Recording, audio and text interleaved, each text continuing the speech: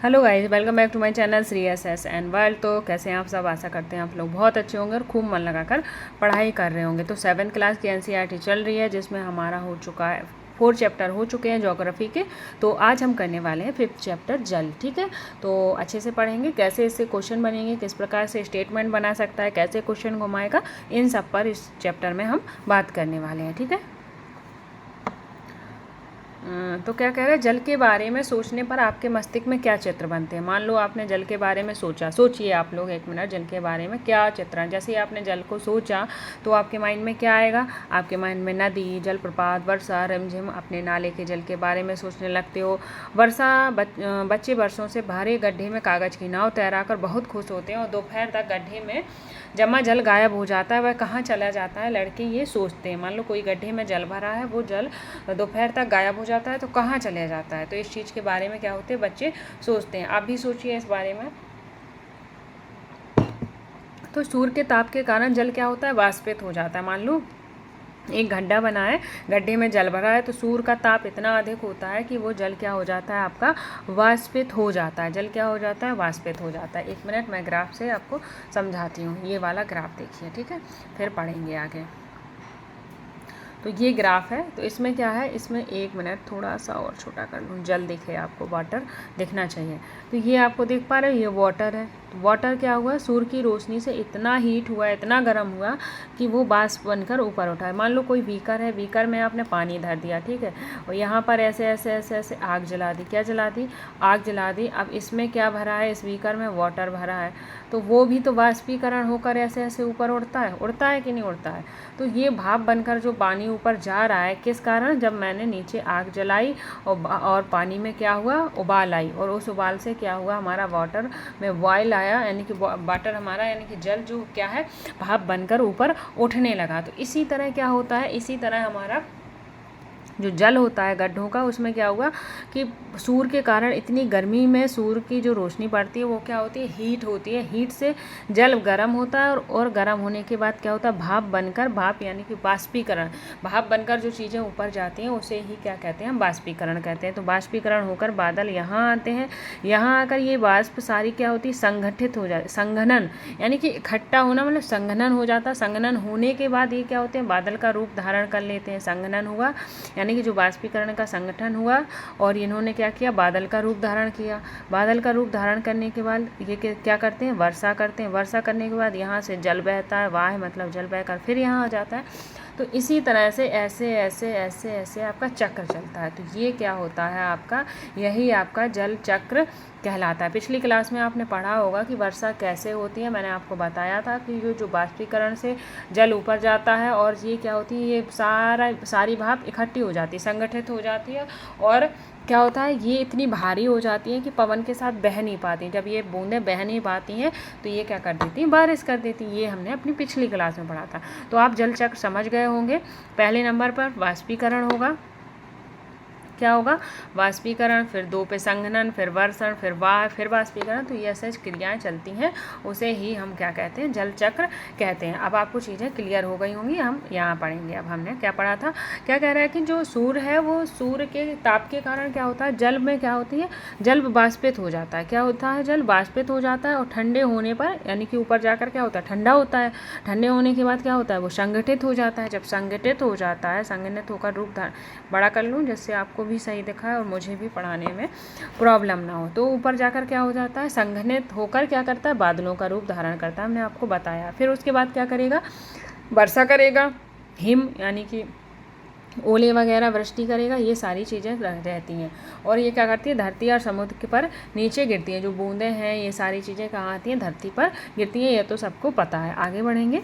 जिस प्रकार जल लगातार अपने स्वरूप को बदलता रहता है, महासागरों और वायुमंडल एवं धरती के बीच चक्कर लगाता रहता है, उसे ही क्या कहते हैं, जल चक्र कहते हैं, जो हमने अभी आपको समझा दिया है। आगे बढ़ेंगे।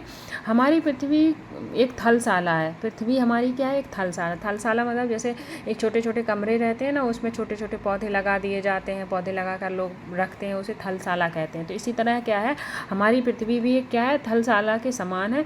जो जल शताब्दियों पूर्व उपस्थित था वही आज भी मौजूद है। जिस जल का प्रयोग हम आज हरियाणा के खेतों में सिंचाई के लिए कर रहे हैं, हो सकता है कि वह सैकड़ों वर्ष पहले क्या हो, अमेजन नदी के में बहता हो। कहाँ बहता हो, अमेजन नदी में बहता हो। अब अमेजन नदी के बारे में जिक्र है तो क्वेश्चन पूछ सकता है कि अमेजन नदी कहाँ बहती है, तो वो क्या हो जाएगी आपकी, अमेजन नदी दक्षिण अमेरिका में बहती है। ये चीज़ नोट कर लेना, कहाँ बहती है, दक्षिण अमेरिका में बहती है, इस चीज़ का ध्यान रखना। आगे बढ़ेंगे। आलवण जल के बारे में, यानी कि जो कह रहा है कि आलवण जल के मुख्य स्रोत क्या है। अब आपको एक चीज़ बता दूं, जो जल है वो दो प्रकार का होता है। जल कितने प्रकार का होता है, दो प्रकार का होता है। एक आपका आलवणीय जल होता है, एक आलवणीय जल होता है, एक लवणीय जल होता है। ध्यान से सुनना, जल दो प्रकार के होते हैं, एक लवणीय और आलवणीय। जो लवणीय जल होता है वो हम पी नहीं सकते हैं, उसमें क्या होता है, नमक होता है और सोडियम क्लोराइड की मात्रा ज़्यादा होती है, इसलिए हम लवणीय जल नहीं पी सकते हैं। और जो आलवणीय जल होता है वो पीने योग्य जल होता है। तो क्वेश्चन बनता है इससे दो प्रकार के, एक क्वेश्चन बनेगा कि आलवणीय जल के स्रोत क्या होते हैं या लवणीय जल के स्रोत क्या होते हैं, ठीक है। और एक क्वेश्चन बन जाएगा कि लवणीय जल में कौन सी चीज़ की मात्रा अधिक होती है, कैसे अधिक होती है, इन चीज़ों पर क्वेश्चन बन जाता है। तो देखेंगे जो अलवणीय जल है उसके स्रोत क्या है, उसके स्रोत है नदी, ताल, सोते एवं हिमनद। हिमनद या हिमानिया भी लिख के आ सकता है, दोनों ही राइट होंगे, ठीक है। तो अलवणीय जल के स्रोत आपके नदी, तालाब और सोते और हिमनद हो जाते हैं। यहीं लवणीय जल के स्रोत आपके सिर्फ क्या है, महासागर और समुद्री जल हो जाता है। और जो लवणीय जल है इसमें क्या होता है, सोडियम क्लोराइड की मात्रा अधिक होती है और जो नमक खाया जाता है उसकी मात्रा अधिक पाई जाती है। तो आई होप चीज़ें क्लियर हो गई होंगी। अब ये मैप है, इस मैप को आपको ध्यान से देखना है, इसे मैं सीधा करके नहीं लगा पाई हूँ, कोई नहीं, नेक्स्ट क्लास में याद रहेगा तो मैं लगा दूँगी, नहीं रहेगा तो आप कमेंट बॉक्स में कमेंट कर दीजिएगा। तो ये है दक्षिण अमेरिका, जिसके बारे में हमने अभी बात की थी। दक्षिण अमेरिका में क्या है, दक्षिण अमेरिका में आपकी अमेजन नदी बहती है और इसमें कुछ इंपॉर्टेंट झीलें वगैरह दी गई हैं, उन झीलों को आपको याद रखना है। देखो कैप्सियन सागर है और ये कौन सी है, ग्रेट बेयर झील है, और ये सारी झीलें आपको याद रखनी है। मैं इनकी क्या करूँगी, एक PDF बना के भेज दूँगी, ठीक है। कैप्सियन सागर, काला सागर, नील नदी, ये देखो नील नदी है, ये नील नदी बह रही है, ये कांगो नदी है। तो ये सारी, ये विक्टोरिया झील कहाँ है, अफ्रीका में है। और ये कौन सी है, नाइजर नदी है। ये अरी कौन सी है समझ में नहीं आ रही साफ और यहाँ देखो आगे चल के ब्रह्मपुत्र, गंगा नदी, होंग नदी, ये सारी चीज़ें दी हुई हैं। तो इसमें आपको बहुत अच्छे से आप लोग देख लीजिएगा, इससे क्वेश्चन पूछ लिया जाएगा, ठीक है। आगे बढ़ेंगे। आगे बढ़ने से पहले अगर चैप्टर समझ में आ रहा है तो लाइक, शेयर एंड सब्सक्राइब करना ना भूलिएगा और अपने फ्रेंड्स को ज़रूर शेयर कीजिएगा क्लास, जिससे कि उनका भी भला हो सके, क्योंकि ये बिल्कुल फ्री क्लास है और अच्छा कंटेंट है इसमें। क्योंकि NCERT से ही क्वेश्चन बनते हैं, स्टेटमेंट बनते हैं। जब तक आप बुक्स नहीं पढ़ोगे, बुक्स को नहीं समझोगे, तब तक आप स्टेटमेंट वाले क्वेश्चन नहीं कर सकते। फैक्ट तो कर लोगे, क्योंकि फैक्ट तो कोचिंग में भी लिखाए जाते हैं, इंस्टीट्यूट वगैरह में भी लिखाए जाते हैं, पर थ्योरी नहीं पढ़ाई जाती वहाँ। तो थ्योरी के लिए आपको बुक्स ही प्रेफर करनी पड़ेगी, इसलिए मैंने ये पूरी की पूरी सीरीज चलाई है NCERT बुक्स की। क्योंकि जो बच्चे हैं उन्हें क्या है, NCERT एक बार में पढ़ने में समझ में नहीं आती है, तो एक बार आप लोग NCERT को समझते हुए पढ़ लीजिए, देन आप रिवीजन करेंगे, बहुत ही ईजी लगेगा आपको। और देखना आपको आपके एग्जाम हॉल में क्वेश्चन भी बहुत बनेंगे। और इससे पहले आप मॉक टेस्ट लगाइए, PYQ लगाइए, आपको खुद समझ में आ जाएगा कि मैम सही कर रही है या नहीं कर रही। हाँ, अगर जिन बच्चों को क्लास ढूंढने में प्रॉब्लम आती है तो वो क्या करें, SST बाई मोना मैम डाल दोगे तो आपको क्लास शो हो जाएगी, ठीक है। और हमारे टेलीग्राम चैनल से जुड़ जाइए, वहाँ मैं PDF बुक्स की वगैरह शेयर कर देती हूँ, ठीक है। आगे बढ़ेंगे, अपनी हो गई एडवर्टाइजमेंट, आगे बढ़ते हैं। तो जो लवणीय जल थी उसमें लवणता कितनी होती है, तो उसके बारे में पढ़े थे। लवणता क्या है, 1000 ग्राम जल में मौजूद जल की मात्रा होती है, क्या होती है, जो लवणीय जल होता है 1000 ग्राम जल में मौजूद नमक की मात्रा होती है। महासागर की औसत लवणता कितनी होती है आपकी, 35% 1000 ग्राम, यानी 35 प्रति 1000 ग्राम होती, कितनी होती है, 35 प्रति 1000 ग्राम, ऐसे लिखते हैं 35 प्रति 1000 ग्राम, ठीक है। परसेंटेज को ऐसे लगाते हैं, प्रति 1000 को ऐसे 2 बिंदी लगाते हैं, तो ये हो जाता है प्रति 1000 ग्राम। तो 35 प्रति 1000 ग्राम क्या होती है आपकी लवणता पाई जाती है, इस चीज़ का ध्यान रखेंगे। अब है आपका जल का वितरण, तो जल का वितरण कैसे है इस चीज़ का ध्यान रखेंगे। कह रहा है कि हम सभी जानते हैं कि हमारी पृथ्वी में कितना 3/4 भाग पर वाटर है। जो हमारी अर्थ है उसमें कितने भाग पर वाटर है, तो 3/4 पर वाटर है। मान लो ये अर्थ है हमारा, ऐसे इतनी, अब इतने जितने में ये ब्लू ब्लू कर दिया ना, ये पूरे हिस्से में क्या है, वाटर है। यहाँ वाटर नहीं है, तो जो वाटर है वो कितने हिस्से पर है, 3/4 हिस्से पर वाटर है। फिर भी क्या है, फिर भी हमारे यहाँ क्या है, पानी की कमी पाई जाती है। ऐसा क्यों है, ये चीज़ आपके माइंड में आई होगी। तो वही कह रहा है कि यदि धरती पर थल की अपेक्षा जल अधिक है तो अनेक देशों में जल की कमी का सामना क्यों करना पड़ रहा है। बताइए, ऐसी क्या मजबूरी है जिससे जल की कमी आ रही है। क्या पृथ्वी पर मौजूद संपूर्ण जल हमारे लिए उपलब्ध है। निम्नलिखित तालिका से समझिए। मान लो जो जल है 2/3 जल है पृथ्वी पर, फिर भी हमें क्या होती है, जल की आपूर्ति समझ में आती है, यानी कि जल की पूर्ति। सब लोग कहते हैं जल बचाओ, सेव वाटर, जल की कमी है, जल की। फिर क्यों जल की कमी है, तो देखेंगे रीजन। जो जल है ना, वो जल तो है हमारी पृथ्वी पर, 97.3% जल क्या होता है, महासागरों का जल होता है, जो कि हम यूज़ नहीं करते हैं, क्योंकि उसमें वो एक लवणीय जल है, उसमें इतना नमक होता है, इतना खारा होता है कि वो हम पी नहीं सकते हैं। तो ये 97.3% जल महासागरीय जल होता है, और हमारे पास सिर्फ 3% से भी कम जल है पीने योग्य है। तो इसीलिए हमारे क्या है, जल की कमी है। तो इस टेबल को आप लोग को याद करना पड़ेगा। बर्फ़ का छत्रक 0.2.0 है। भूमिगत जल, झीलों का आलवण जल ये है, यानी कि लवणीय और अलवणीय दोनों प्रकार की झीलें होती हैं। तो उन्होंने मेंशन कर दिया कि आलवण झील का कितना है, इतना है, और ये सारी चीज़ें हैं। टोटल कितना है, टोटल आपका 100% क्या हो जाता है, जल हो जाता है। तो इस तालिका को आप लोग अच्छे से पढ़ लीजिएगा। आगे बढ़ेंगे। तो इसी कारण हमारे पृथ्वी पर जल कम है। अब एक चीज़ आपको बता दें, हमारी पृथ्वी पर जल ना तो कम होता है ना बढ़ता है। जितना हमें जल मिला है आज तक, उतना ही जल है। आप कहोगे मैम जब उतना ही जल है तो पीने योग्य जल क्यों कम हो रहा है। पीने योग्य जल, ये धूप, पॉल्यूशन, कार्बन डाइऑक्साइड के बढ़ने से क्या हो रही है, हीट आ रही है। हीट के बढ़ने से क्या हो रही है, हिमानियाँ, हिमनद, बर्फ़ पिघल कर इनका पानी कहाँ जा रहा है, महासागरों में ही तो जाता है। नदियों का जल, तो वो जल कहाँ जा रहा है, महासागरों में। महासागरों में जाने के बाद क्या होगा, बताइए क्या होगा, हमारे पीने योग्य नहीं बचेगा। तो इस तरह जल की कमी आ रही है, पीने वाले जल की। ठीक है, तो इस चीज़ का आप ध्यान रखेंगे। आगे बढ़ेंगे।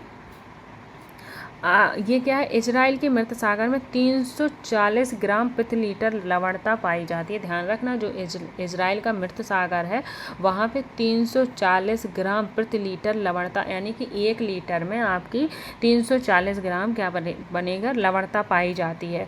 तैराक इसमें प्लव कर सकते हैं, यानी कि जो तैराक है इसमें तैरते रहते हैं, क्योंकि इसमें कोई भी लोग डूबते ही नहीं है, क्योंकि नमक की अधिकता से क्या होता है, इसमें सघनता बनी रहती है, और जब सघनता रहती है तो कोई भी इंसान उसमें डूब नहीं सकता है। इस चीज़ का ध्यान रखेंगे। जो अगर पूछता है कि इजराइल मृत सागर में पर लीटर कितनी लवणता है, तो पर लीटर 340 ग्राम लवणता हो जाती है। यहाँ पे 1000 ग्राम जल में मौजूद की लवणता कितनी है, इतनी है। ठीक है, इस चीज़ का आप ध्यान रखेंगे। ये क्या है, ये क्रियाकलाप है जो कि नमक के लिए दिया गया है, जो कि आपको करना है। आपको बता दूँ, पढ़ दूँ, पढ़ा ही देती हूँ, छोड़ो। 2 लीटर जल लें। मान लें या पृथ्वी की सतह पर जल की संपूर्ण मात्रा में बर्तन में 12 चम्मच जल मापकर दूसरे कटोरे में रख दें। बर्तन से जल निकालने के बाद शेष जल लवणीय जल को दर्शाता है, जो महासागर और समुद्र में पाया जाता है। क्या कह रहा है कि जो जल है उसमें क्या किया, नमक डाल दिया। नमक डालने के बाद देखो, 2 लीटर जल लें। मान लें पृथ्वी की सतह पर जल की संपूर्ण मात्रा है। बर्तन में 12 चम्मच जल मापकर दूसरे कटोरे में रख दें। बर्तन से जल निकालने के बाद शेष जल लवणीय जल को दर्शाता है, यानी कि जो नमक डाला है और आपने पानी निकाल दिया, उसके बाद जो जल बचा वो क्या हो जाएगा, लवणीय जल हो जाएगा, यानी कि नमक युक्त जल हो जाता है। आगे बढ़ेंगे। ये द वाटर यू ड्रिंक और many major river in the dangerous of drawing out, ये सारी चीज़ें, गंगा एवं टैन डाइंग रिवर, तो ये सारी चीज़ें क्या है, ये जल हमारे लिए क्यों महत्वपूर्ण है, इन सब के बारे में बता रहा है। आगे बढ़ेंगे। हमें जो इम्पोर्टेंट है हमें वो पढ़ना है। ठीक है, वो सारी चीज़ें बच्चों के लिए दी रहती हैं कि बच्चे इन्हें अच्छे से टैकल कर सकें। महासागरीय परिसंरचना क्या है, महासागरीय परिसंरचना। पहले तो बॉक्स देख लेते हैं क्या दिया है, बहुत इंपॉर्टेंट होते हैं। तो 22 मार्च को क्या मनाया जाता है, विश्व जल दिवस के रूप में मनाया जाता है, जब जल संरक्षण की विभिन्न विधियों को क्या मिलती है, प्रबलित किया जाता है। तो सब ये चीज़ ध्यान रखेंगे, जिसे पता नहीं है वो ध्यान रखेंगे, जिसे पता है कोई बात नहीं। तो 22 मार्च को क्या मनाया जाता है, हमारा विश्व जल दिवस मनाया जाता है। आगे बढ़ेंगे। समुद्री तट पर नंगे पैर चलने से कुछ जादुई सी अनुभूति होती है। पुलिन पर नम बालू, ठंडी पवन, समुद्री पक्षी, वायु, लवणीय गंध और लहरों का संगीत सब कुछ सम्मोहित करने वाला प्रतीत होता है। देखो, आप पुलिन शब्द सुन रहे होगे, तो पुलिन मैंने पिछले ही चैप्टर में क्लियर किया था कि कहाँ से कौन सी, यानी कि अपरदन और निक्षेपण से कौन कौन सी चीज़ें बनती हैं। उसमें मैंने बताया था समुद्र के बारे में, भृगु, समुद्र से बनने वाली आकृतियाँ कौन सी होती हैं, भृगु बनते हैं, स्टैग बनते हैं, और पुलिन के बारे में भी बताया था। इसलिए मैं कह रही हूँ कि एनसीईआरटी क्या है, आपकी इंटर रिलेटेड हो जाती है, तो उसे आपको हर चैप्टर को बारी बारी। बहुत गले में पेन है, सही नहीं हो रहा है, पता नहीं क्यों, क्या है, मौसम गड़बड़ है, क्या है, बोल ही नहीं पा रही हूँ। मजबूरी है, क्योंकि आप लोगों के एग्ज़ाम आने वाले हैं, नहीं तो 1-2 दिन थोड़ा आराम कर लेती, पर कोई नहीं, चलो पढ़ते हैं। तो मैं इसलिए बताती हूँ कि अगर मैम आपको दर्द में पढ़ा रही हैं तो आपको दर्द में पढ़ना भी है, ठीक है। क्लासेस स्किप नहीं करनी है, रिवीजन स्किप नहीं करना है, मॉक टेस्ट आपको डेली लगाने हैं, ठीक है। तो ये सारी चीज़ें होती हैं। ताल एवं झील के शांत जल के विपरीत महासागरीय जल हमेशा क्या होता है, गतिमान होता है। जो महासागरीय जल क्या है, हमेशा आपका गतिमान रहता है। इस चीज़ का ध्यान रखना, यहाँ से क्वेश्चन बना है, ठीक है, इस वाली लाइन से, तो इसका आप ध्यान रखेंगे। यह कभी शांत नहीं रहता है, जो महासागरीय जल है वो शांत नहीं रहता है। महासागरों की गतियों को इस प्रकार वर्गीकृत कर सकते हैं, जो महासागर की गतियां हैं चलने वाली, तो उनको तरंगे, ज्वार भाटा और धाराएं, इन तीनों में क्या कर सकते हैं, आप विभाजित कर सकते हैं। अगर क्वेश्चन बनता है कि महासागर की धाराएं कौन कौन सी हैं, तो वो तरंगे हो जाएंगी, ज्वार भाटा हो जाएंगी और धाराएं हो जाती हैं। तो आप समझ गए होंगे कि आगे हमें किसके बारे में पढ़ना है, यानी कि हमें तरंगों के बारे में पढ़ना है, ज्वार भाटा के बारे में पढ़ना है, इन सब के बारे में हम पढ़ने वाले हैं, ठीक है। तो तरंगे क्या होती हैं, तरंगे जानेंगे, ध्यान से सुनिएगा, हर चीज़ क्लियर होगी। जो नहीं हो रही है कमेंट करिएगा, और एक बार पहले एनसीईआरटी क्लास दोबारा देखिएगा, ज़रूर आपको चीज़ें समझ में आएंगी, क्योंकि बहुत ही स्लो और आराम से क्लासेस चलाई जा रही हैं आपके लिए, ठीक है। समुद्री तट पर गेंद से खेलते समय जब गेंद जल में गिर जाती है तो क्या होता है, यह दृश्य बहुत ही मनोरंजक होता है कि कैसे तरंगों के साथ गेंद तट पर वापस लौट आती है। जब महासागरीय सतह पर जल लगातार उठता और गिरता रहता है, इन्हें क्या कहते हैं, हम तरंग कहते हैं। जल के लगातार उठने और गिरने को क्या कहते हैं, तरंगे कहते हैं, ठीक है। आगे बढ़ेंगे।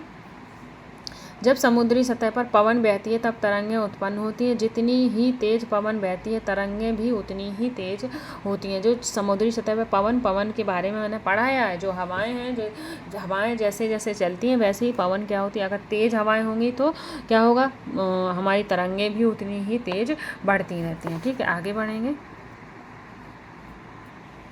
तूफान में तेज वायु चलने पर विशाल तरंगें उत्पन्न होती हैं, इसके कारण अत्यधिक विनाश हो सकता है। यानी कि अगर तेज वायु चलेगी तूफान में तो क्या होगी, तरंगें भी तेज उत्पन्न होगी, इससे क्या होगा, विनाश भी होगा। भूकंप, ज्वालामुखी उद्गार या जल के नीचे भूसंकलन के कारण क्या होते हैं, महासागरीय जल अत्यधिक विस्थापित हो जाता है। जो भूकंप है, ज्वालामुखी है और जल के नीचे भूसंकलन के कारण क्या होता है, महासागरीय जल क्या होता है, अत्यधिक विस्थापित हो जाता है। मान लो पृथ्वी के अंदर कुछ हलचल हो रही है तो उसमें किसका प्रभाव पड़ेगा, जल पर प्रभाव पड़ेगा, महासागरीय, क्योंकि महासागरीय जल क्या है, बहुत ज़्यादा है हमारी पृथ्वी पर, यानी कि 97.3% है। तो जो भी हलचल पृथ्वी पर होगी उसका प्रभाव किस पर होता है, महासागरीय जल पर होता है। इसका बहुत गौर से आप ध्यान रखेंगे, इससे क्वेश्चन पूछ सकता है वो, ठीक है। जो चीज़ें आपको टफ लगती हैं ये मान लो यहाँ से क्वेश्चन आएगा और हमें इसे टैकल करना है एट एनी हाउ।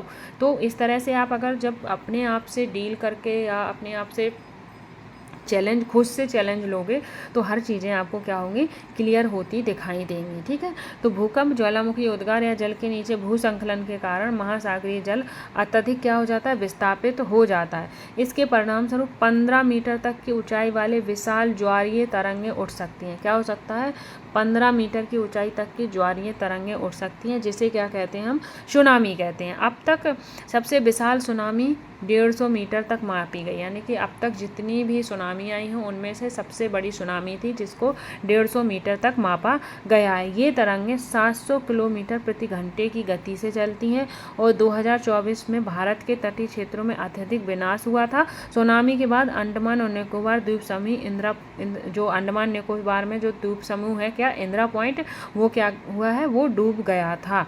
तो अंडमान निकोबार के द्वीप समूह का जो इंदिरा पॉइंट था वो क्या हुआ था, वो पानी में डूब गया था। आप ध्यान रखेंगे, ठीक है। थोड़ा सा कॉम्प्रोमाइज़ कीजिएगा, बहुत ज़्यादा पेन हो रहा है, पढ़ा नहीं पा रही हूँ। मैं सोच रही हूँ और 2-3 स्लाइड हैं, पढ़ा दूँ आपको, ठीक है। तो ध्यान से सुनिएगा, बस आपको चीज़ें क्लियर होंगी, बस आवाज़ थोड़ी स्लो सुनाई देगी आपको, ठीक है, वो थोड़ा देख लेना आप।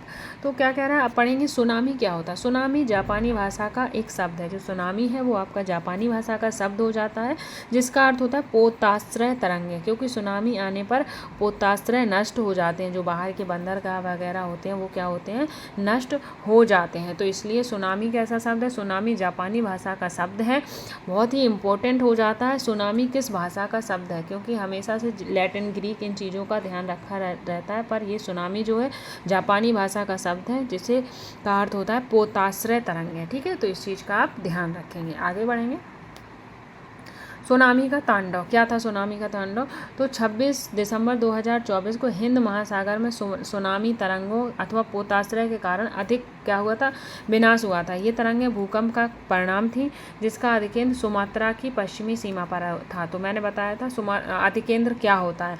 अधिकेंद्र जहाँ पर क्या होता है हमारा भूकंप, एक तो उद्गम केंद्र जहाँ से उत्पन्न होकर जहाँ पहुँचता है वो होता है अधिकेंद्र। वो अधिकेंद्र पर ही सबसे ज़्यादा विनाश करता है भूकंप, ठीक है। तो ये जो सुनामी आई थी तो ये भूकंप का परिणाम थी, और ये क्या हुए थे, इसका अधिकेंद्र क्या बना था, सुमात्रा की पश्चिम सीमा बनी थी। इस भूकंप की तीव्रता रिक्टर पैमाने पर मापी गई थी, कितनी, 9.0। भारतीय प्लेट, कौन कौन सी प्लेट है, भारतीय प्लेट और बर्मा प्लेट नीचे धसक गई थी। तो मैंने बताया था जो नीचे मैग्मा होता है वह प्लेटें होती हैं, वो प्लेटें एक दूसरे से टकराई या फिर नीचे धसक गई, ऐसे एक के ऊपर एक हो गई। तो इनसे भी क्या होता है, आपका भूकंप आ जाता है, ठीक है। तो वही हुआ, क्या हुआ, बर्मा प्लेट और आपकी भारतीय प्लेट क्या हुई, नीचे धसक गई। इससे क्या हुआ, समुद्र जल में अकस्मात गति उत्पन्न हो गई, इस कारण भूकंप आ गया।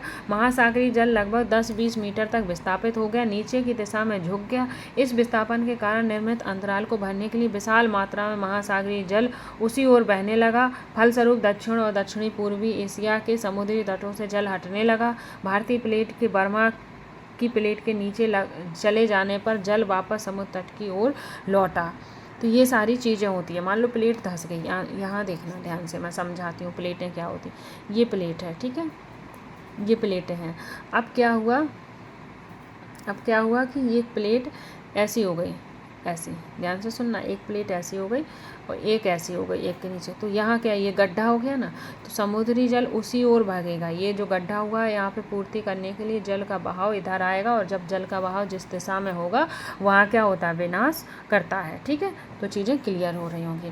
फिर क्या है, भरने के लिए मात्रा में जल भर, फलस्वरूप क्या हुआ, दक्षिणी एवं दक्षिणी पूर्वी एशिया के समुद्री तटों में जल हटने लगा। भारतीय प्लेट के बर्मा प्लेट के नीचे चले जाने पर जल वापस समुद्र तट की ओर लौटा, और यह सुनामी लगभग कितने 800 किलोमीटर घंटे प्रति गति से आया था। इसकी तुलना व्यावसायिक वायुयानों की गति से की जा सकती है। इसके परिणामस्वरूप हिंद महासागर के कुछ द्वीप पूर्णतः डूब गए थे। भारतीय सीमा का धुरी दक्षिणी बिंदु, इंदिरा पॉइंट और अंडमान निकोबार डूब गया था। क्या डूब गया था, जो भारत के सीमा का धुरी दक्षिणी बिंदु था, और इंदिरा पॉइंट जो अंडमान निकोबार द्वीप समूह है वो भी वहाँ क्या हुआ था, डूब गया था। तो चीज़ें आपको क्लियर हो रही होंगी। आगे बढ़ेंगे।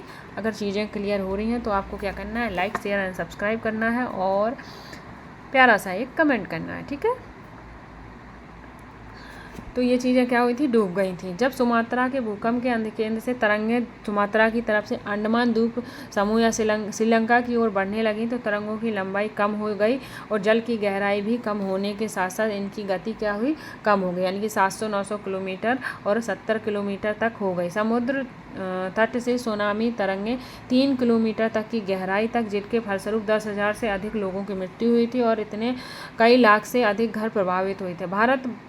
आंध्र प्रदेश के तटीय प्रदेश जैसे तमिलनाडु, केरल, पुदुचेरी, अंडमान निकोबार में क्या हुआ था, सर्वाधिक विनाश आया था। ये चीज़ क्यों पढ़ा रही हूँ, बाई चांस अगर पूछ लिया कि इस दिन भूकंप आया था इसमें कहाँ कहाँ नुकसान हुआ, तो वो आप चीज़ बता सको। इसमें कुछ समझाने वाली बात नहीं है, फैक्ट है, 1-2 बार पढ़ लेना आप इसे, ठीक है। यदि पहले से भूकंप का अनुमान लगाना संभव है, यानी जो भूकंप है उसका पहले से पता लगाना क्या है, संभव नहीं है, फिर भी बड़ी सुनामी के संकेत 3 घंटे पहले मिल जाते हैं। अगर कोई बड़ी सुनामी आने वाली है तो उसका संकेत कितने पहले मिल जाता है, तो 3 घंटे पहले मिल जाता है। प्रशांत महासागर में प्राथमिक चेतावनी की ऐसी प्रणाली क्रियाशील, लेकिन हिंद महासागर में सुविधाएं नहीं है। जो प्रशांत महासागर में क्या है, प्राथमिक चेतावनी, यानी पहले से चीज़ें पता चल जाती हैं, लेकिन जो हिंद महासागर है उसमें ये सुविधाएं नहीं है। प्रशांत महासागर की तुलना में हिंद महासागर में सुनामी कभी कभी आती है। तो प्रशांत महासागर में क्या होती है, ज़्यादा सुनामी आती है, हिंद महासागर में कम आती है, क्योंकि यहाँ भूकंपीय क्रियाएं कम होती हैं। तो जहाँ भूकंपीय क्रियाएं कम होगी वहाँ सुनामी कम आएगी। तो हमें इस पूरे पैराग्राफ से जो इम्पोर्टेंट पॉइंट लगा है वो मैं बता देती हूँ। एक इम्पोर्टेंट पॉइंट मुझे ये लगा कि जो भूकंप का अनुमान लगाना असंभव है, बट जब बड़ी सुनामी आती है, बड़ी सुनामियाँ आती हैं, उनका पता हमें कब लग जाता है, 3 घंटे पहले लग जाता है। फिर एक क्वेश्चन ये आएगा कि जो प्रशांत महासागर है, प्रशांत महासागर में चेतावनी जैसी प्रणालियाँ हमें पता चल जाती हैं, पर हिंद महासागर में ये सुविधाएं नहीं है। यानी कि हिंद महासागर में हमें किसी प्रकार की चेतावनी का पता नहीं चलता है, प्रशांत महासागर में पता चल जाता है। क्यों? क्योंकि प्रशांत महासागर में ज़्यादा भूकंप और सुनामियाँ आती हैं, बट हिंद महासागर में सुनामियाँ कम आती हैं। क्यों? क्योंकि यहाँ पे भूकंपीय प्रभाव कम है। तो मुझे ये ही पैराग्राफ इम्पोर्टेंट लगा, तो यहाँ से आप चीज़ें पढ़ लीजिएगा। आगे बढ़ेंगे। तमिलनाडु के तट पर सुनामी द्वारा विनाश, तो ये चीज़ें क्या हैं, एक बार पढ़ा देती हूँ। दिसंबर 2004 में जिस सुनामी ने दक्षिण और दक्षिण पूर्वी एशिया के तटों पर तबाही मचाई थी, वह पिछले कई सौ वर्ष की सर्वाधिक विनाशकारी सुनामी थी। हिंद महासागर में निरीक्षण, आरंभिक चेतावनी की प्रणालियों एवं हिंद महासागर के तटीय निवासों में जागरूकता की कमी के कारण जीवन एवं संपत्ति की अत्यधिक क्षति हुई थी। भाई भूकंप आएगा तो ये चीज़ों की क्या होगी, क्षति हो जाएगी।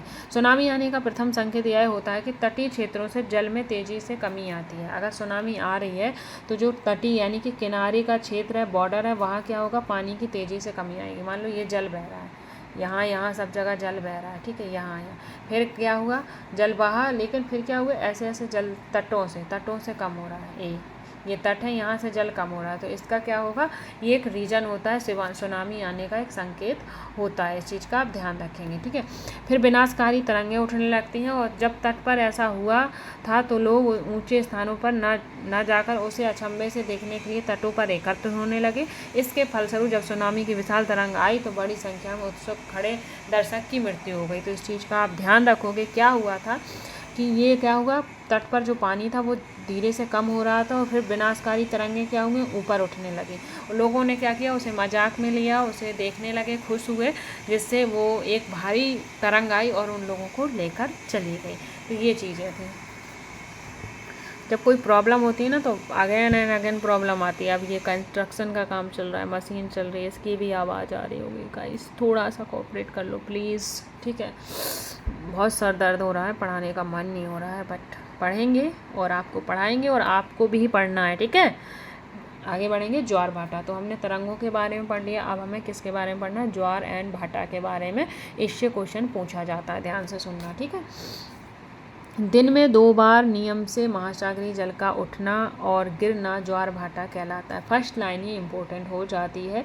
दिन में 2 बार नियम से महासागरीय जल का क्या होना, ऊपर उठना और नीचे गिरना ज्वार भाटा कहलाता है। इस चीज़ का ध्यान रखना। जब सर्वाधिक ऊंचाई तक जल उठकर जल तट के बड़े हिस्से को डुबो देता है उसे ज्वार कहते हैं। क्या कहते हैं, ज्वार। यानी कि ये जल उठ रहा है तो ये क्या हो गया, आपका ज्वार हो गया। जल नीचे गिर रहा है, ये क्या हो गया, आपका भाटा हो गया। इस चीज़ का आप ध्यान रखोगे, ठीक है।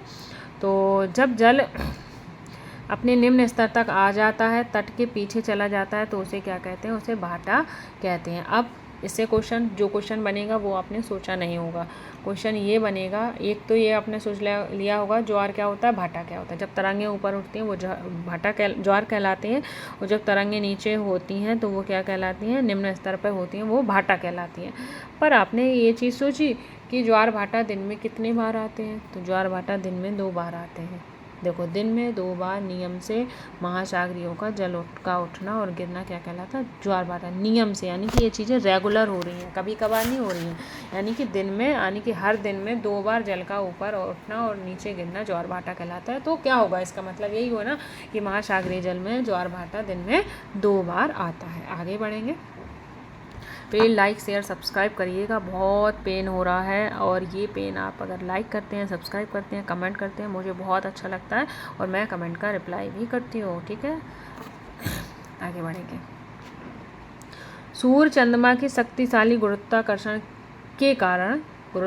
बल के कारण पृथ्वी की सतह पर ज्वार भाटा आते हैं। अब रीजन यानी कि ज्वार भाटा क्यों आते हैं, तो ज्वार भाटा क्यों आते हैं, तो ये है क्या है, सूर्य और चंद्रमा के शक्तिशाली क्या होता है, गुरुत्वाकर्षण बल के कारण पृथ्वी की सतह पर ज्वार भाटा आते हैं। जो सूर्य और चंद्रमा है उसका क्या लगता है, गुरुत्वाकर्षण बल। ये देखो यहाँ से ये बल लगा रहा है, यहाँ से ये बल लगा रहा है, तो इससे क्या आएगा, क्या आ जाते हैं आपके ज्वार भाटा आ जाते हैं। जब पृथ्वी का जल चंद्रमा के निकट होता है, देखना ध्यान से सुनना, जब पृथ्वी का जल चंद्रमा के निकट होता है उस समय चंद्रमा की गुरुत्वाकर्षण बल से जल क्या हो जाता है, आकर्षित हो जाता है, जिसके कारण क्या आते हैं, उच्च ज्वार आते हैं। पूर्णिमा एवं अमावस्या के दिनों में सूर्य चंद्रमा और पृथ्वी तीनों एक ही दिशा में होते हैं। जो पूर्णिमा और अमावस्या है उन दिनों क्या आता है, जो सूर्य है, चंद्रमा है, पृथ्वी तीनों है एक ही सीध में होते हैं। इस समय सबसे ऊंचे ज्वार आते हैं। क्या आते हैं, सबसे ऊंचे ज्वार आते हैं। ये देखो, ये आप देख पा रहे हो, ये सूर्य है, ये पृथ्वी, ये एकदम ये चंद्रमा है, तो एकदम सीध पर हैं। जब ये एकदम सीध पर होते हैं तो क्या आते हैं, बृहत ज्वार आते हैं। चाहे तो ऐसे हो और चाहे ऐसे हो। देखो सूर्य, ये देख पा रहे होगे, यहाँ ये आपका सन है, ये पृथ्वी है, चंद्रमा है। चाहे ये कंडीशन हो, चाहे ये, दोनों में ही क्या आएंगे, आपके उच्च ज्वार आते हैं। तो ध्यान से सुनना और समझना। फिर आगे क्या कह रहा है, आगे कह रहा है कि इस ज्वार को बृहत ज्वार कहते हैं। ये आपको मैंने पढ़ा दिया आगे। लेकिन जब चांद अपने प्रथम एवं अंतिम चतुर्थार्थ में होता है तो चांद एवं सूर्य का गुरुत्वाकर्षण बल विपरीत दिशाओं से महासागरीय जल पर पड़ता है, परिणाम स्वरूप निम्न ज्वार भाटा आते हैं। तो क्या कह रहा है, लाइन को ध्यान से सुना, विपरीत दिशाओं पर बल लगता है उसे क्या कहते हैं, निम्न ज्वार भाटा कहते हैं। ऐसे ज्वार को लघु ज्वार भाटा कहते हैं। अब एक बार मैं ग्राफ क्लियर फिर से समझाती हूँ आपको। ये देखो, ये एरो देख रहे हो किस साइड है, ये एरो इस साइड है, यानी कि इनका जो गुरुत्वाकर्षण बल है एक ही दिशा में लग रहा है, सीधा इधर। जब एक ही दिशा में गुरुत्वाकर्षण बल लगता है तो बृहत ज्वार आते हैं। फिर क्या है, देखो ये गुरुत्वाकर्षण बल इधर लग रहा है और इसका इधर लग रहा है, दोनों का विपरीत लग रहा है ना। जब दोनों का विपरीत लगेगा तो निम्न ज्वार भाटा आएंगे। अब इसका सबसे अच्छा एग्जाम्पल ये देती हूँ, एकता में शक्ति होती है। जब सब लोग एक साथ एक चीज़ के लिए, कुछ काम के लिए करते हैं, कुछ काम करते हैं एक साथ, तो वो जल्दी हो जाता है और उसमें क्या होती है, एकता में शक्ति होती है। जैसे कि आपने बचपन में एक कहानी पढ़ी होगी, एक लकड़ी वाले ने एक लकड़ी का बंडल दिया अपने बच्चों को तोड़ने को, नहीं तोड़ पाया, पर अलग अलग करके क्या हुआ, उन्हें तोड़ दिया। तो एकता में क्या होती है, शक्ति। जब एक ही दिशा में गुरुत्वाकर्षण बल लगेगा तो क्या आएगा, बड़ा ज्वार आ जाएगा। और जब क्या होगा, यानी कि जब लकड़ी का बंडल तोड़ के एक एक लकड़ी दे दी जाएगी तो क्या होगी, शक्ति कम हो जाएगी। तो इसी तरह जब ये बल दूसरी दिशा में, विपरीत दिशा में अलग अलग लगेगा तो क्या होगा, निम्न ज्वार भाटा आ जाते हैं। तो ये चीज़ें क्लियर हो गई होंगी। आगे बढ़ेंगे,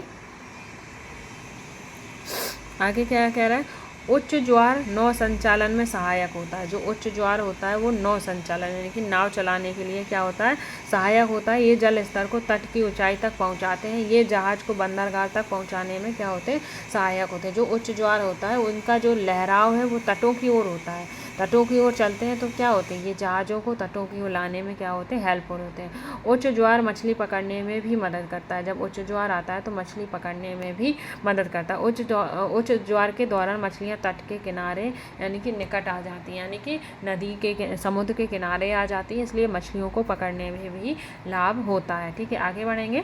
इसके फलस्वरूप मछुआरे बिना कठिनाई से मछली पकड़ पाते हैं। कुछ स्थानों पर ज्वार भाटा से होने वाले जल के उतार चढ़ाव का उपयोग विद्युत उत्पन्न करने के लिए करते हैं। तो ध्यान से सुनना, जो उच्च ज्वार है वो किसके लिए, आपके लिए किसके लिए यूजफुल है, नौ संचालन के लिए यूजफुल है, मछली पकड़ने के लिए यूजफुल है, और क्या विद्युत बनाने के लिए यूजफुल हो जाता है। तो इस चीज़ का आप ध्यान रखेंगे। ये देखो, ये लघु ज्वार है, ये देखो, ये विपरीत लग रहा है ना बल, लग रहा है ना। तो ये आपका लघु ज्वार हो जाता है और यहाँ आपका बृहत ज्वार हो जाता है। तो ये चीज़ें क्लियर हो गई हैं।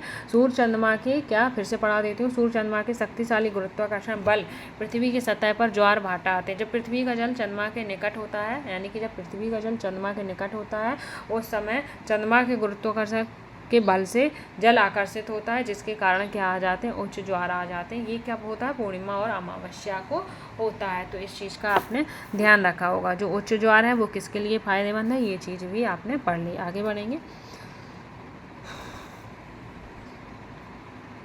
महासागरीय धाराएं, ठीक है, क्या है धाराएं। महासागरीय धाराएं निश्चित दिशा में महासागरीय सतह पर नियमित रूप से बहने वाली धाराएं होती हैं। बहुत मोस्ट इम्पोर्टेंट चैप्टर है, यहाँ से एक क्वेश्चन जरूर बनता है गाइस। इस वाले टाइप से एक क्वेश्चन 100% बनता है। इस चीज़ का आप ध्यान रखेंगे।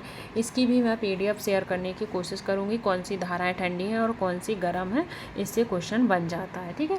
तो निश्चित जो महासागरीय धाराएं कहाँ चलती हैं, वो एक निश्चित दिशा में चलती हैं, यानी कि निश्चित सतह पर और नियमित रूप से चलती हैं, कभी भी रुकती नहीं है, नियमित रूप से ये धाराएँ चलती हैं। महासागरीय धाराएँ गर्म और ठंडी दोनों प्रकार की होती हैं, ठीक है। सामान्यतः गर्म धाराएँ, जो सामान्यतः गर्म धाराएँ हैं भूमध्य की रेखा के निकट चलती हैं। जो गर्म धाराएं हैं वो भूमध्य रेखा के निकट चलती हैं। भूमध्य रेखा के निकट गर्म धाराएं क्यों चलती हैं, तो हमने बताया था ये हमारी अर्थ है, यहाँ भूमध्य रेखा होती है। जो सूर्य की किरणें होती हैं वो सीधे यहीं तो पड़ती हैं, इसी क्षेत्र में। और यहाँ पे कैसी जाती है, यहाँ पे सर्दी होती है, पोल पे क्या होती है, हमारी सर्दी होती है। एक मिनट गाइस, हाँ ये क्या हुआ।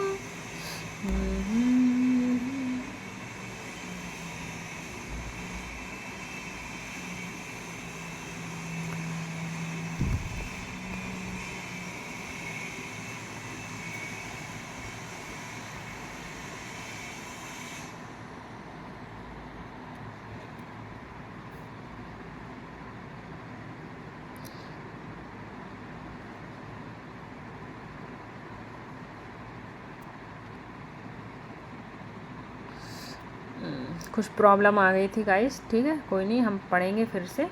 चैप्टर तो कंप्लीट हमें करना ही है एट एनी हाउ। तो महासागरीय धाराएं पढ़ रहे थे हम, क्या पढ़ रहे थे, महासागरीय धाराएं पढ़ रहे थे, ठीक है। क्या है धाराएं, तो हमने बताई है जो धाराएं हैं वो गर्म और ठंडी दोनों होती हैं। महासागरीय धाराएं क्या होती हैं, निश्चित दिशा में और नियमित रूप से बहती हैं। और ये गर्म धाराएं कहाँ बहती हैं, गर्म धाराएं कहाँ बहती हैं, आपकी भूमध्य रेखा के निकट उत्पन्न होती हैं एवं ध्रुवों की ओर प्रभावित होती हैं। आपको मैंने पहले NCERT क्लास में आपको मैंने पढ़ा दिया है कि ध्रुव क्या होते हैं, भूमध्य रेखा क्या होते हैं, फिर भी एक ओवरव्यू दे देते हैं। ये है अर्थ, यहाँ से ये जो लाइन जाती है क्या होती है, आपकी भूमध्य रेखा होती है। क्या होती है, भूमध्य रेखा। यहाँ पर आपके पोल होते हैं, नॉर्थ पोल और साउथ पोल, यानी कि ध्रुव पाए जाते हैं। तो जो जल है वो यहाँ से बहता है, यहाँ क्या होता है, यहाँ गर्म धारा बहकर कहाँ होती है, ध्रुवों की ओर आकर्षित होती है, ऐसे, ठीक है। तो ये होता है ध्रुवों की ओर आकर्षित होना। तो इस चीज़ का आप ध्यान रखेंगे, ठीक है। तो ध्रुवों का उच्च अक्षांश से तटीय उच्च अक्षांशों से उष्णकटिबंधीय निम्न अक्षांशों की ओर प्रभावित होती हैं। जो धाराएं हैं, यानी कि गर्म सागरीय धाराएं कहाँ होती है, भूमध्य रेखा के निकट उत्पन्न होती हैं और ये ध्रुवों की ओर बहती हैं। और ठंडी धाराएं ध्रुवों या उच्च अक्षांशों के उष्णकटिबंधीय या निम्न अक्षांशों की ओर बहती हैं। तो ये जो ठंडी धाराएं कहाँ उत्पन्न होती है, ध्रुवों की ओर, ध्रुवों पर उत्पन्न होती हैं और ये अपने उष्णकटिबंधीय क्षेत्र या भूमध्य रेखा की ओर आकर्षित होती हैं, ठीक है। निम्न अक्षांशों की ओर प्रभावित होती है। लेब्राडोर, जो लेब्राडोर महासागरीय धारा है वो कैसी है, शीत जल धारा है। मैनी टाइम क्वेश्चन बना है लेब्राडोर से, ध्यान रखना। और एक आपकी गल्फ स्ट्रीम क्या है, गर्म जल धारा है, ठीक है। ये दोनों याद रखना। और जो इंपॉर्टेंट धारा है मैं उनकी एक PDF आपको सेंड करने वाली हूँ, ठीक है। तो टेलीग्राम चैनल से जुड़ जाइएगा। महासागरीय धाराएं किसी क्षेत्र के तापमान को प्रभावित करती हैं। जो महासागरीय धाराएं हैं वो किसी के क्षेत्र के तापमान को क्या करती हैं, प्रभावित, यानी कि गर्म धाराओं से स्थलीय सतह तापमान गर्म हो जाता है। मान लो गर्म धाराएं आ रही हैं तो हमारे यहाँ क्या होगी, गर्मी हो जाएगी। ठंडी धाराएं और आ रही हैं तो ठंड हो जाएगी। तो जिस स्थान पर गर्म एवं शीत जलधाराएं मिलती हैं, ध्यान से सुनना, बहुत ही इम्पोर्टेंट है। जिस स्थान पर गर्म और शीत जलधाराएं मिलती हैं वहाँ क्या होती है, वहाँ बनता है, वह स्थान विश्व का सर्वोत्तम मत्स्य क्षेत्र बन जाता है। जहाँ पर गर्म और ठंडे दोनों धाराएं मिलती हैं वहाँ पर सर्वस्व मत्स्य क्षेत्र यानी कि मछली उत्पादन के लिए बहुत ही इम्पोर्टेंट क्षेत्र बन जाता है। इस चीज़ का आप ध्यान रखेंगे। अगर क्वेश्चन बनता है कि गर्म और ठंडी जलधाराएं मिलने से वहाँ पर मछली का उत्पादन बहुत अधिक हो जाता है, मछली के लिए वो क्षेत्र बहुत इम्पोर्टेंट हो जाता है, तो बहुत ही क्या आपका ये स्टेटमेंट राइट होगा। एक बार फिर से सुन लीजिए। वह स्थान जहाँ विश्व भर में सर्वोत्तम मत्स्य क्षेत्र माना जाता है यानी कि जहाँ पर सबसे ज़्यादा मत्स्य मछलियों का उत्पादन होता है। आगे बढ़ेंगे। जापान के आसपास एवं उत्तर अमेरिका के पूर्वी तट से कुछ उदाहरण हैं। आगे